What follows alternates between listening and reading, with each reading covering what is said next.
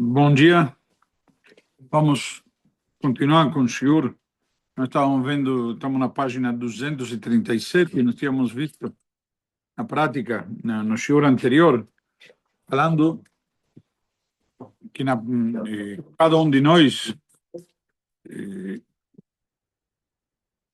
como que Hashem ouve as nossas tefilot e também responde. Às vezes a gente não entende, a gente às vezes não vê, às vezes vimos explicações, inclusive às vezes a gente pode dizer que não, e às vezes diz não agora.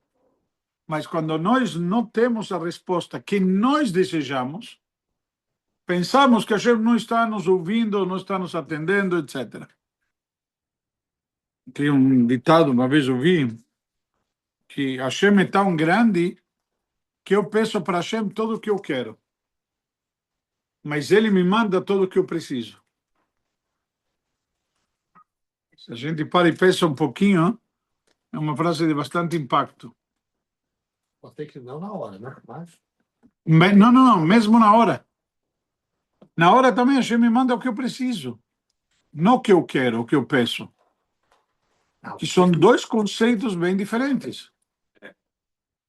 Só que o ser humano quer uma coisa, que nem a criança, ela quer uma coisa, e a mãe ela quer comer, por exemplo, doces. A mãe vai dar para ele, não, vai dar proteína, vai dar alimento que vai ser saudável para ela. Porque a criança quer uma coisa, ela pede o que ela quer, e a mãe vai dar o que ela precisa. Tá claro? Rabino, muitas vezes a gente quer o que a gente precisa, o que é bom para nós, e muitas vezes não, né? Na maioria das vezes, a gente não quer o que é bom para nós. A gente quer o que é gostoso, confortável. O ser humano, por natureza, ele quer aquilo que é confortável. Ele não quer ir fazer ginástica, ele quer ficar em casa assistindo TV. Ele não quer comer saudável, ele quer comer gostoso. Alguns têm disciplina e se dominam e comem saudável, ao invés de comer gostoso. Mas o que ele queria? Queria você ver na saída do casamento, depois de toda uma festa, tem a mesa dos doces com chocolates. A maioria do pessoal nem passa perto para não se tentar. Não quer nem saber o que tem. Por quê? Porque vai cair em tentação. Tentação do quê? Do que é gostoso, do que... É simples, é normal. A gente gosta, você gosta de certas coisas, você tem tendência para isso. E se você gosta de fazer ginástica, você faz porque você gosta, não porque precisa. Ou pela vaidade, enfim. Mas aí é bom, né? Mas você está fazendo o que você gosta, é isso que eu quero te dizer. Você pede o que você gosta. Às vezes você gosta de coisas boas. Entendeu? Por exemplo, um exemplo espiritual, você tem gente que gosta de estudar. Sim. E tem gente que não. Quem tem mais mérito, entre aspas? Quem não gosta. É verdade. Porque ele tem que se esforçar. Entendeu? O outro... O Yetzirará dele quer estudar a Torá. É um conceito diferente. Ok? Então, Abraão rezou por Lot e foi atendido. O que significa? Se não podemos explicar o porquê, devemos ter emuná de que tudo o que Hashem faz é para o bem, mesmo em situações difíceis e amargas. Ou seja, aquilo que Hashem está fazendo é o que precisa ser feito.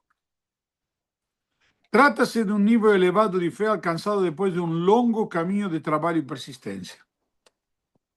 Quando vemos o episódio em que Abraão rezou para que Hashem desistisse do propósito de destruir Sodom, mas ainda assim a cidade foi consumida pelo fogo, podemos pensar que a sua tefilá não foi atendida. A gente poderia pensar que a tefilá dele não foi atendida. Lamentavelmente. No entanto, diz o Pasuk, Vayizkor Elokim et Avraham, Vayishalach et Lot mitoch ha'afecha. E Hashem lembrou-se de Abraão e enviou Lot para longe da destruição. Que, na verdade, quando Lot sai de Sodoma e Gomorra, etc., o sobrinho de Abraão, que Abraão intercedeu, que depois daquela, entre aspas, famosa barganha, quando Abraão teve que barganhar com Hashem para ver se tinha pelo menos 10 justos nas cidades, e não acharam, e aí Abraão desistiu. Então, na prática, dizem nossos sábios, pelo mérito da tefilá de Abraão, Deus salvou seu sobrinho Lot e suas duas filhas dele. Na verdade, a esposa também. Só que ela foi virar, se virar. Só que, exatamente, só que acontece naquele momento, quando Deus falou para não se virar, ela se virou, mas da cidade ela foi salva. Sim. Entendeu? Ela caiu, né, onde? No seu pelo seu próprio erro, pela sua própria atitude. Mas a Hashem considerou Lot tzadik ou foi mais pela Pela intercedência, pela intermediação de Abraão. não que ele fosse Mas Lot também teve, Hashem guardou para Lot méritos. Isso Rashi traz, que Hashem recompensou Lot, inclusive, porque quando Abraão foi para o exílio, depois de chegar na terra de Israel, e falou que a Sarai era a esposa dele, certo? Lembra quando foi para o Egito? Ele não ele não entregou. Ele não entregou. Ele foi conivente. Essa conivência poderia ter custado para ele. Ou seja, na época, o faraó, quando ficou bravo e tudo mais, ele na prática expulsou Abraão. Mas poderia ter dito, peraí, Saber. e você foi cúmplice. Então, vamos lá. Então, Deus salvou ele, o sobrinho de Abraão, Lot e suas filhas. De uma delas saiu o povo de Moab, da qual descende Ruth, que era bisavô do rei Davi, de quem sairá o Melech HaMashiach.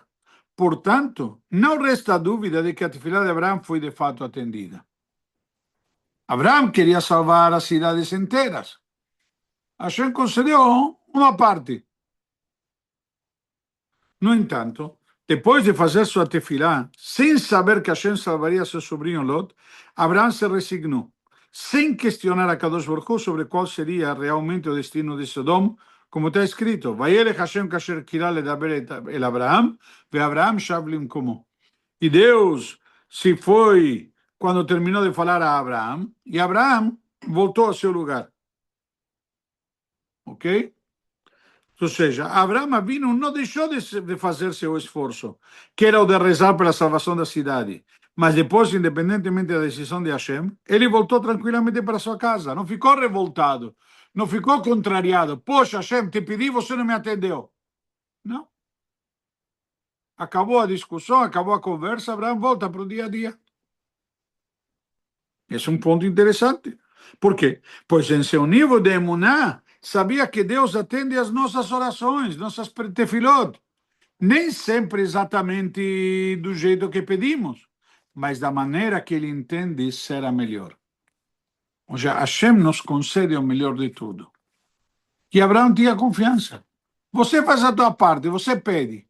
Se por alguma razão Hashem decide não, ok, aceito. Acabou. Mas aceito com dignidade, não aceito, sabe, rabugento. Entendeu? Que nem a criança que a mãe fala que não e ele fala, você não gosta de mim. Ao contrário, é porque eu gosto de você que eu falo que não. Isso também é aprendido do episódio em que um dos filhos de Davi Amelech faleceu ainda bebê. Então, se vemos aí, o episódio foi muito interessante, foi, na verdade, o primeiro filho, diz, quando a criança ficou doente, Davi se pôs a rezar e implorar por sua vida. Certo? Tanto que não parava um segundo de voltar suas preces para Hashem, sendo impossível que alguém conseguisse sequer falar com ele. Sentou no chão, colocou trapos sobre sua cabeça, Cinzas no cabelo. cinza sobre sua cabeça. No entanto, quando o menino morreu, ele se levantou bastante confortado e recuperado do baque. Ao ponto que, inclusive, está escrito que pensaram que ele pirou. Falaram, puxa aí, Davi Amelech está... Acabou, faleceu o filho, o homem, como se diz... Ele tinha certeza que a vontade de Deus tinha sido feita. Né? Não por isso. Você vai ver, não sei se ele traz aqui, mas vamos lá.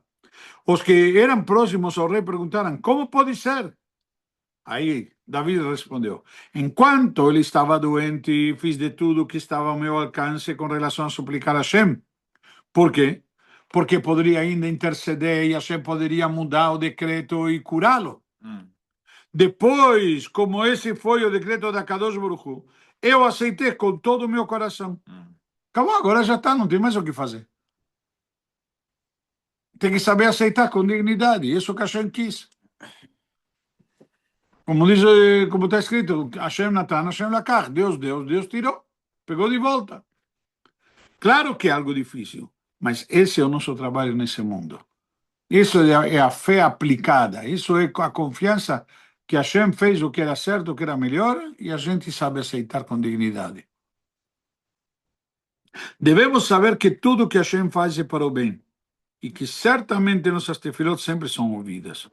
Não é preciso revolta ou decepção.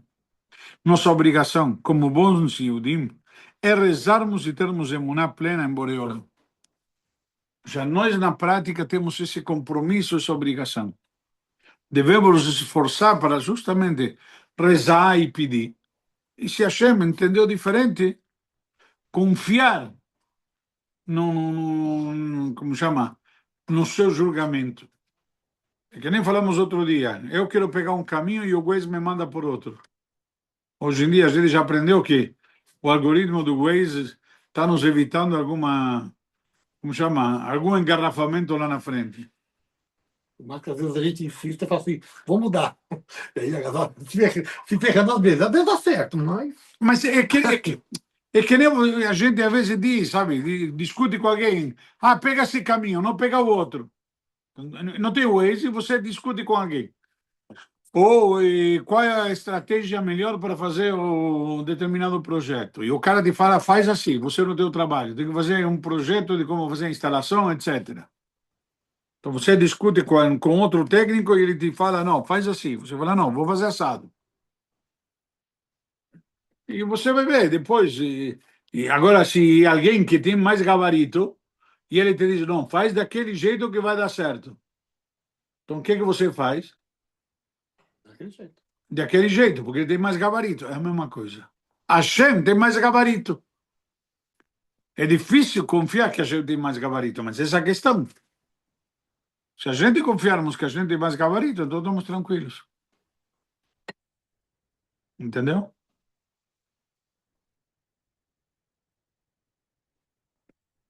Então devemos saber que tudo o que Hashem faz é para o bem. E que certamente nossas tefilot sempre são ouvidas. Não existe que uma tefilá não seja ouvida. A tefilá sempre é ouvida. Pode acontecer que essa tefilá, além do fato dela ser ouvida, ela também pode ser, entre aspas, como vimos respondido agora, não, ou não diretamente, etc. Mas que Hashem ouve, sempre. A pergunta é, às vezes nós temos méritos suficientes para que Hashem, entre aspas, queira mudar o que ele decidiu em favor nosso? Existe a gente interceder e mudar. Como a gente fala em Rosh Hashanah, na famosa tefilá do Netan Tokef, o tshuvá, o tefilá, o tzedakah, ma'avirin et ro'a gezerah.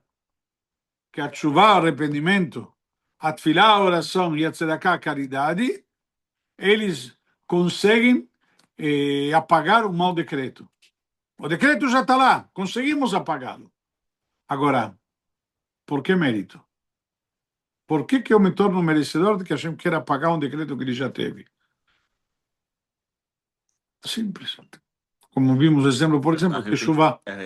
Exato. O que significa chuva? Não é somente arrependimento. Arrependimento é o primeiro passo. A reconstrução, né? É você decidir só outro. Então, na hora que você é outro, acabou. Ao ponto tão forte é que a Guimarães traz. A pessoa que casa com uma mulher, com a condição de que ele tzadik amor, um tzadik completo. Tá valendo. Ele fala, eu caso com ela com a condição de que sou um tzadik completo. Tzadik completo não existe. Até Moshe Rabbeinu não pecou. O que significa tzadik completo? Mas diz a Guimará, Sem falha. é mekudeshet, se considera casado. Por quê? Porque talvez naquele momento ele teve um despertar de tshuva, e nesse despertar de tshuva ele decidiu mudar. Pode ser porque depois ele teve uma escorregada, mas na hora ele decidiu mudar, então ele é tzadik completo. E se Deus nos livre, naquela hora ele morre, naquela hora ele morre, ele morreu tzadik Tá salvo, completo. tá salvo. Por isso que Jesus sabe, Yesh koneh olamo b'sha'ah achat, é aquele que adquire o seu mundo, que é a sua parte do mundo vindouro, numa hora só. Simples. Ok? Vamos lá. Nossas sagradas sinagogas. E qual o melhor local para fazermos nossas preces para Hashem? A gente está falando sobre a importância, o valor da tefilá, que Hashem ouve, etc. Posso rezar onde quiser? Justamente interessante, nós vimos, certo? Que Yaakov, na Parashá, no início da nossa Parashá, ele reza num lugar onde ele tem um sonho, com uma escada que sobe e desce, e chama Enzeki Im Beit Elokim. Este é a casa de Deus. Yitzhak chamava o lugar onde ele rezou, Yitzhak Yitzhak Lasuach Basadeh. Yitzhak saiu para conversar no campo, chamou a sinagoga lugar de reza de campo. E Abraão, Ar, montanha, que Be'ar Hashem Iraé, no monte de Hashem será visto. Rabino, a primeira sinagoga é agora, né? Com Yaakov, Betel, né? Da pedra, Na tudo. verdade, não, é isso que está dizendo, são formas diferentes. Uhum. E tem a forma de rezar, onde você está subindo uma montanha, onde você se eleva.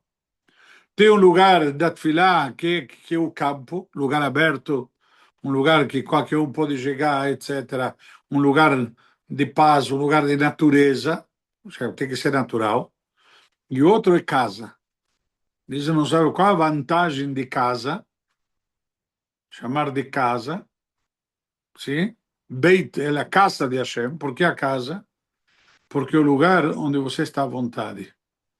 Na tefilá é um momento que você tem que estar à vontade com Hashem. Tem que ter toda a devoção, tem que ter a reverência. Você tem que ser honesto, tem que ser sincero, sem muita firula. Em casa você está, quando você sai para a sociedade, você se veste de uma forma, você se conduz de uma forma. Em casa você está à vontade. Está tão à vontade às vezes que fica à vontade demais. Mas ficar em casa, por exemplo, fazer a tefilá em casa, você não pode estar à vontade demais para fazer. Você Por tem uma que ter questão de respeito. respeito, por uma questão de respeito, mas o conceito de à vontade É só. é como o relacionamento com Hashem. Um relacionamento com Hashem tem que ser um relacionamento Próximo. próximo, de alguém que está em casa. Eu, quando estou com Hashem, estou em casa. Hum. Ah, vai falar com alguém importante, tem que ter todo um protocolo. Tem que ter protocolo por respeito, pela grandeza de Hashem, etc. Porque que Hashem não seja menos que um ser humano, etc. Mas, na realidade, a tefilá é um momento de você se sentir à vontade com Hashem. Derramar teu coração e falar com Hashem do que, do que realmente se trata. Sem enfeite, sem nada. Ok? Então, essa é uma das vantagens justamente de chamá-lo de casa. Tá justo na porção dessa semana. Vamos lá. Então, qual é o melhor local para fazermos nossas preces para Hashem? A resposta é que, nos nossos dias, com a destruição do Beit HaMikdash, o endereço preferencial para nos conectarmos com a Kadosh Baruch Hu são nossas sinagogas. Por quê? Em casa você se sente à vontade, mas às vezes, como falamos, se sente à vontade demais. Você não consegue se concentrar. Em casa tem muita coisa que te distrai. Eu, obviamente, a menos que estou passando mal, venho na sinagoga todo dia. Mas quando passo mal, ou quando estou de férias, que estou viajando, que não tem sinagoga em algum lugar, etc., que acontece na viagem, quando chega no destino e vai rezar, não é a mesma coisa que rezar na sinagoga. A sinagoga é um lugar mais propício, um lugar onde você consegue se concentrar, um lugar que você veio com essa kavaná, como diz. Para que fui para a sinagoga? De alguma maneira, para me encontrar com Hashem. Então, a minha tefilá é muito mais forte na sinagoga. É também porque não tem minyan, né? Nos outros lugares. Na sinagoga. O minyan é um plus a mais, mas se eu tiver minyan em casa, entendeu? O fato de rezar na sinagoga, por exemplo, você acontece muito Tem na Baleia, por exemplo, tem uma sinagoga na Praia da Baleia. E de sexta à noite, tem muitas famílias que fazem minyan nos diversos condomínios para não ir até a sinagoga. Um pouco de preguiça. Então tem minyan. Agora, é melhor rezar na sinagoga com minyan ou rezar na casinha do vizinho com minyan? Na sinagoga porque tem a Torá. Porque tem a Torá. Boa resposta. Na sinagoga, porque é um lugar propício para isso. Eu vou na casa do vizinho, vou me distrair olhando o quadro, olhando o enfeite. É um ambiente totalmente diferente. A sinagoga é um ambiente mais voltado para isso, onde está, de alguma maneira, feito para te inspirar a conectar com Hashem. E você foi com essa intenção. No outro também, mas sabe, é mais fácil, por assim dizer. Porque na sinagoga você está na casa de Deus. Também. Então, em relação a isso, o livro Vigata do Rav Yaakov Galinsky traz a história de Yaakov e Esav. Sobre o episódio em que Yaakov se faz passar pelo irmão orientado pela sua mãe Rivka, a fim de receber as bênçãos de seu pai Yitzhak, queria dar a Esav, que seu pai queria dar a Esav, já que, em profecia, Rivka entendeu que essas brachot deveriam ser de Yaakov e não de Esav, como lemos na Torá semana passada. Então, depois de descobrir que o irmão realmente pegou suas bênçãos, Esav foi tomado de uma ira tremenda, ao ponto de dizer que só estava esperando que o pai morresse para assim matar Yaakov. Ao ponto que na hora que ele ficou sabendo, diz a Torá o quê? Vaizak zeaka gdolá umará ad meod. Ele deu um berro muito amargo. Se ele não estava nem aí, mas perder a brachá de um tzadik, ele sabia o que significava. E ele se lamentou por isso. Então, o que significa? O que traz? Aonde vamos? Sabendo que, na verdade, Esav poderia matar Yaakov a qualquer momento, então, no final da Parashá, da semana passada, e não apenas só após o falecimento de Yitzhak, Rivka orientou Yaakov a se refugiar na casa do irmão dela, no Lavan, que é na Parashá da nossa semana, e a se casar com uma das filhas dele. Na verdade, como sabemos, Yaakov acabou se unindo às duas filhas de seu tio Lavan, que são as matriarcas Rachel e Leá. Certo? Então, Rashi conta que antes de ir para a casa de Lavan, Yaakov passou 14 anos na yeshiva de Shem Be'ever. Certo? E nesses 14 anos se dedicou a estudar a Torá, a fim de se preparar espiritualmente. Isso nós vimos, inclusive, no final da parashá semana passada, quando faz as contas, etc., prova que faltam anos na contagem, e esses anos nos explica Rashi que são os 14 anos que ele ficou estudando na yeshiva de Shem Be'ever. Então, no momento que Yitzhak abençoou Yaakov, ele tinha 103 anos e viveu até os 180.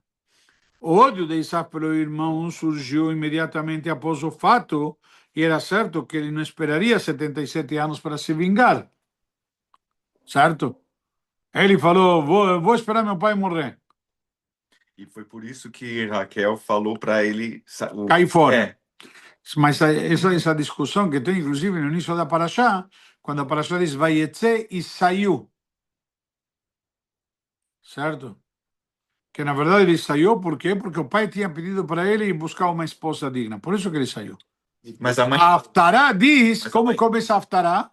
A profeta da semana, como começa? Vaivrach Yaakov, e fugiu Yaakov. Por quê?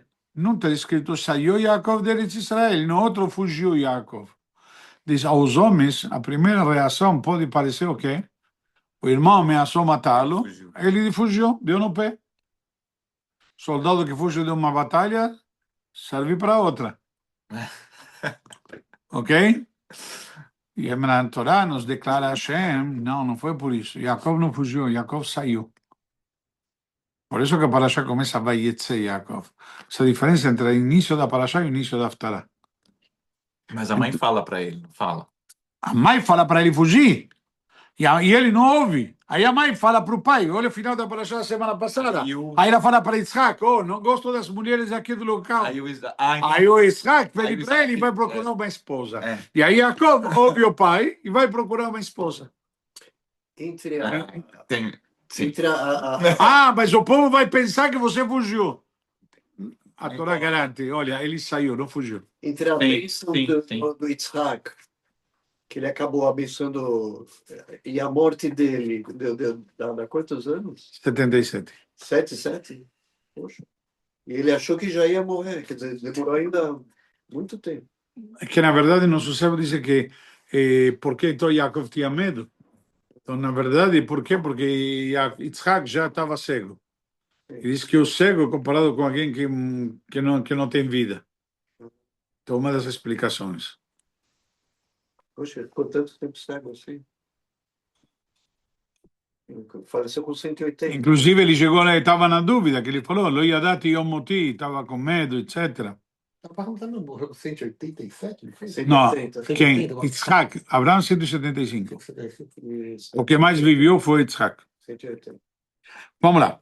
Então, a Então- verdadeira saída, o verdadeiro motivo da saída de Jacó foi para ele encontrar Raquel e Leia, não é? Sim. Para casar. Isso que a Torá nos conta, exatamente. Vai ser. Por isso ele saiu e não fugiu. Aí continua aqui dizendo, sua ira era tamanha que depois de 34 anos da partida de Jacob, quando são 34 anos, quando Jacob volta para Israel. Por quê? Ficou lá 20 anos, certo? E 14 anos que ficou estudando Torá, são os 34 anos.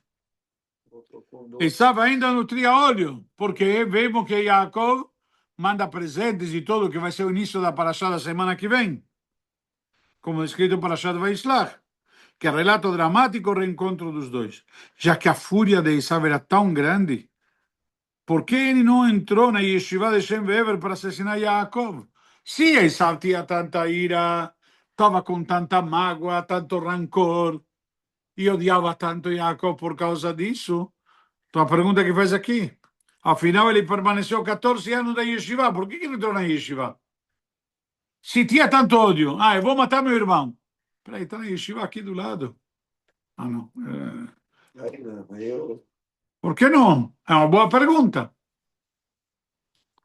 Então responde o próprio Rav Galinsky, Yitzhak queria abençoar Esav, mas quando Jacob entrou no seu quarto, ele desconfiou que se tratava de Jacob, tentando se passar pelo irmão, como vemos na paraxá da semana passada.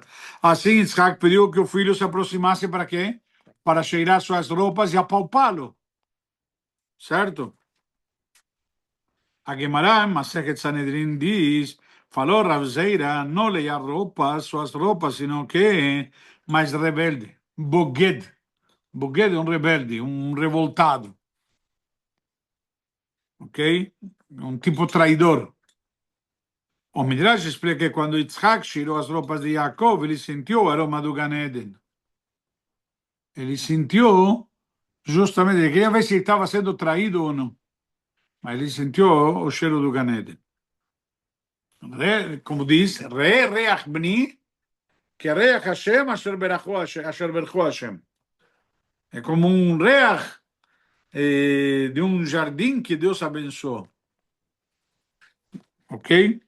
Então, no Midrash, Rabbah está explicado que esse odor sentido remete a um acontecimento ocorrido durante a destruição do segundo Beit HaMikdash pelos romanos. Quando foi a destruição do segundo Beit HaMikdash, certo? Diz assim, os invasores não tinham coragem de entrar na parte sagrada do templo, permitida somente aos Kohanim. Então diz que eles mesmos tiveram. Assim disseram que aquele que se aventurasse naquela ala do Beit HaMikdash teria direito a ficar com o primeiro objeto que pegasse dali. Ok? Tem a famosa passagem com Yossi Mishita, que é ele que foi. Aí um Yehudi que mandaram ele, era revoltado, ele era rebelde, e ele podia entrar lá, ele entrou lá para pegar alguma coisa. E o que ele pegou? Famosa passagem, ele pegou a menorá. Aí os romanos, vamos ver como ele desenvolve aqui. Aí os romanos falaram, não, essa menorá é um objeto muito especial, isso para o imperador, pode entrar e pegar outra coisa para você. Vamos lá. Então, até que Yehudi chamado Yossi Mishitá, totalmente afastado da Torá e das mitzvot, se apresentou para a missão. Ao sair, ele trouxe consigo a menorá. Entretanto, assim que a viram, os romanos disseram a Yossi: essa peça não combina com alguém tão simples como você. Ela será dada a nosso imperador, Ymar Shimon. Você pode entrar de novo e pegar o que quiser. Certo? Yossi lhe respondeu: não. Já basta ter enervado meu criador uma vez. Não o farei de novo. Mas a menorá era um objeto pesadíssimo, né?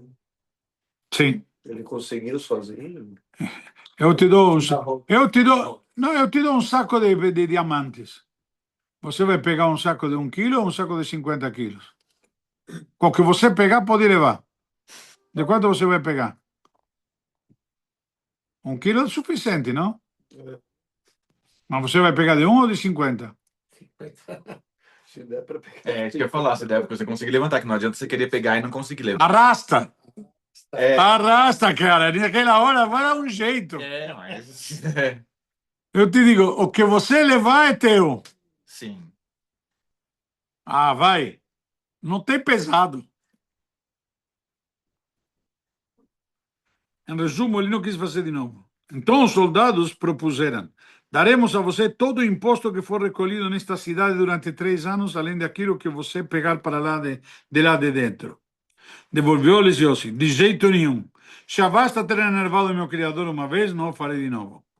Diante da resistência de Yossi, os romanos o prenderam, colocaram em uma cama e com um instrumento passaram a esfolar sua pele. Conta o Midrash que a cada golpe dos soldados Yossi gritava: ai de mim por ter enervado o meu criador. Uma vez. Ok? Essa é uma passagem muito interessante no Talmud. Então, traz aqui na prática, pergunta o Rav Sichot Musar, Rav Chaim Shmulevich, que era Mashgiach da Yeshiva de Mir. Então, como alguém tão afastado da Torá, a ponto de ter sido capaz de entrar num lugar que era temido até pelos romanos, pode se negar a fazer isso de novo? Se você para e analisa, ele entrou e pegou a menorá. Já entrou uma vez. Aí perguntaram para ele, pediram para ele: entra de novo e o que quiser é teu. Não, não quero. Uma vez já aprontei, duas não vou aprontar. Aí falaram para ele: te damos a recompensa de pagamento, além do que você pegar, 3 anos de impostos. Toda recolhida, imagina. Quanto que o governo arrecada de impostos? Os 3 anos de recolhimento de impostos é para você. Ele recusou porque não queria provocar a gente de novo. Peraí, ele já entrou no Beit HaMikdash, ele já pegou a menorá. Ele primeiro já entrou, sem ser Cohen. Segundo, já entrou e pegou a menorá. Entendeu? É. Da onde vem esse arrependimento? Ele não estava nem aí. Essa é a pergunta. Então, o que o impediu? Então, certamente a Kedushá do local. Na verdade, eu vi a explicação que não é a Kedushá do local, sino o fato de entrar no local ou de mexer com a menorá É. deu um contato que isso despertou nele alguma coisa que não conseguiu fazer de novo. Que o levou a techuvá de seu ato. Ele errou, mas alguma coisa, ele mexeu com algo tão profundo e sagrado que isso mexeu com ele. Falou: eu errei. Sim, errei. Eu fiz errado, mas não vou fazer de novo. Olha o poder da techuvá. E foi esse aroma que Yitzhak sentiu ao cheirar as roupas de Yaakov. Quem faz techuvá carrega o cheiro do Gan Eden. Esaú, sabendo da influência que poderia sofrer caso entrasse na yeshiva de Shem Ever, ele sabia, se ele entrar na yeshiva de Shem Ever, o que vai acontecer? Igual que se Yossi Mishitá, vai acontecer o quê? Mexer com ele. Vai mexer com ele pode fazer techuvá, ele não quer fazer techuvá. Então, peraí, lá não entra. Que nem tem gente boa que não entra no lugar errado, o cara errado não quer entrar no lugar bom. Por quê? Ele tem medo. Não está escrito: Aor Sheba Machzirol Amutav. A luz que ela tem vai influenciar ele para fazer o bem. Então, na prática, preferiu se abster de fazê-lo.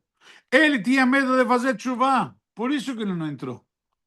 Ele preferiu e ele deliberadamente queria ficar com isso, por isso que ele não foi. Ele poderia ter ido até lá.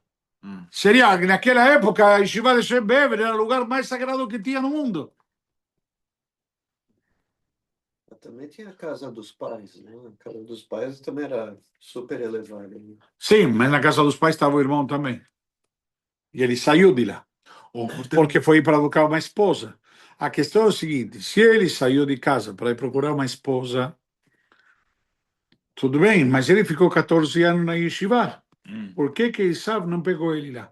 por ter A prova está lá, que nós vimos, calma, nós vimos que 34 anos ele ficou com essa mágoa no coração. Ok? Ou por temor também, porque é um lugar tão sagrado, assim, não vou pegar e fazer nada com meu irmão lá nesse lugar sagrado. Mas temor de quê? Se ele já está querendo matar, Mas, né? entendeu? Já está querendo, como chama, pecado radical. Pecado capital, perdão. Ele já está querendo matar. Ele está nem aí. Mas que nem esse exemplo que o senhor deu daqui do livro, o homem que não tinha respeito nenhum. Ele foi e fez uma vez, mas é a segunda vez ele não fez. Por quê? Porque ele sentiu aquele chá. Exatamente. Mas não porque ele tinha medo de atrapalhar com aquilo chá, porque tinha medo de ser influenciado daquilo chá. Só que ele não era filho de Isaac, né? Não era filho de Isaac, não. Mas, de qualquer jeito, você pode ser filho de quem você seja, talvez sim, mas na prática você tem tua própria personalidade. E Esav tem a sua personalidade, entre aspas, negativa. Ele é filho de Isaac.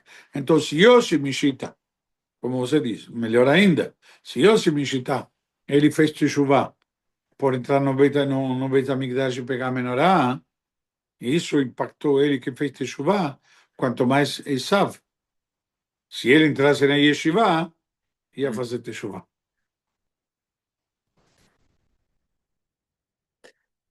Por medo também. Medo de fazer teshuvah. Não, sim, sim, mas pela solenidade, pela grandeza. Teshuvah no sentido de não medo do castigo. Teshuvah para justamente a grandeza da bonança, da espiritualidade.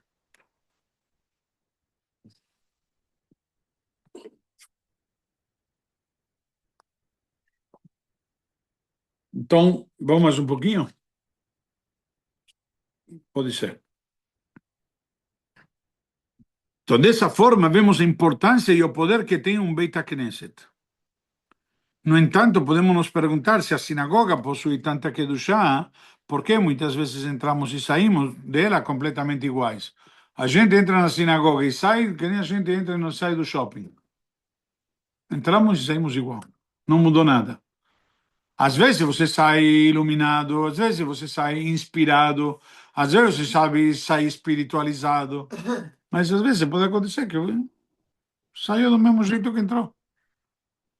Então a resposta também está na Parashá Vayetze dessa semana, que relata a fuga de Yaakov do ódio de Esav, quando nosso patriarca deixou Beersheba rumo a Haran. Isso ele fugiu de acordo com a Haftarah. Mas ele saiu. Em seu trajeto, Yaakov Avinu passou pelo Monte Moriá, o Arabait, onde futuramente seria construído o Beit HaMikdash. Como falamos, ele chamou de Beit Elohim, casa de Deus, sem se dar conta de sua santidade. E depois, notando sua falha, voltou para rezar ali. Então diz por quê? Já era noite e assim Yaakov, com esse ato, nos instituiu a Tfilah de Arvit. Abraham instituiu Shacharit e Yitzhak instituiu Mincha. Certo? Então Yaakov instituiu Arvit. Então Rashi diz, citando os nossos Chachamim, que Yaakov teve de sozinho se dar conta de sua falha, pois Hashem não o lembrou de estar passando pelo Monte Moriá. Ele não percebeu. E depois diz, Manorama como este. Que terrível que é esse lugar. Aprendemos daqui que a pessoa deve, por iniciativa própria, sem intervenção divina, se despertar para assumir suas falhas. Ou seja, um mérito, Hashem, muitas vezes diz, puxa, por que Hashem não interfere? Por que Hashem não muda ele? Por que Hashem não... porque não tem mérito aí. Você virou robô. O teu mérito é quando você mesmo decide mudar o teu caminho, você decide mudar teus atos. Quando você toma a iniciativa, quando você reflete. Se você vai ver, vai no psicólogo, o psicólogo não te diz o que fazer. Ele vai te cutucando para você encontrar a resposta dentro de você. Verdade ou não? Sim.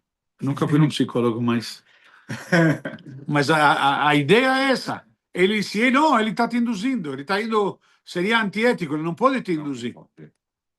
Ele tem que te conduzir para você encontrar tuas respostas. Então, depois que ela o faz, já que ela admitiu as falhas, a Hashem ajuda facilitando ou encurtando sua trajetória até a concretização da chuva. Então, o despertar tem de vir daqui de baixo. Ou seja, a pessoa tem que tomar atitude. E não o contrário. A gente não é que vai te empurrar, te dar um toque. Se bem que às vezes a gente faz. Nos traz alguns tsuras que te fazem refletir. Puxa, por que tudo isso está acontecendo comigo? Então, está na hora de mudar alguma coisa. Então, o primeiro passo deve ser nosso. Como está escrito, aquele que quer se purificar, o ajudam. Avali Taer Messimbo. Na verdade, aquele que vem se purificar, que você quiser errar, a gente deixa. Mas não interfere. Você que fazer a coisa certa, a gente te dá uma ajuda ainda. Messim. Então, que a gente possa aproveitar, aprender essas lições, e se Deus quiser, estamos dentro da sinagoga, se inspirar para sermos um pouco melhor cada um de nós. Eu acho. Obrigado.